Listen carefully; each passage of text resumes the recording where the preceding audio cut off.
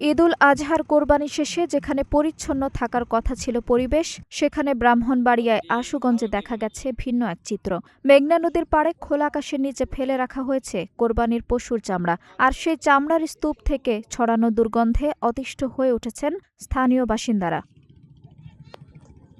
ঘটনাটি ঘটেছে আশুগঞ্জ উপজেলার চরচারতলা ইউনিয়নের মহরমপাড়া এলাকায়। স্থানীয়দের অভিযোগ, শুক্রবার বিকেলে ট্রাক্টরে করে কোরবানির পশুর অবশিষ্ট চামড়া এনে নদীর তীরে ফেলে রাখা হয়। বিষয়টি নজরে এলে স্থানীয় ৩ নম্বর ওয়ার্ডের সদস্য আবুল কালামের নেতৃত্বে এলাকাবাসী একটি ট্রাক্টর আটক করেন।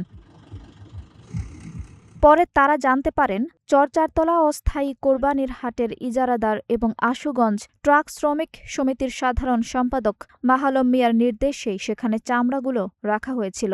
তবে অভিযোগ অস্বীকার না করে মাহালম মিয়া জানান, সাময়িকভাবে চামড়াগুলো সেখানে রাখা হয়েছিল, পরে এক্সকাভেটর দিয়ে মাটি খুঁড়ে সেগুলো পুঁতে ফেলার পরিকল্পনা ছিল বলে দাবি করেন তিনি। দুর্গন্ধে আশেপাশের পরিবেশ দূষিত হচ্ছে এবং জনস্বাস্থ্যের ঝুঁকি তৈরি হয়েছে বলে দাবি স্থানীয়দের। দ্রুত এসব চামড়া অপসারণ এবং দায়ীদের বিরুদ্ধে ব্যবস্থা নেওয়ার দাবি জানিয়েছেন এলাকাবাসী।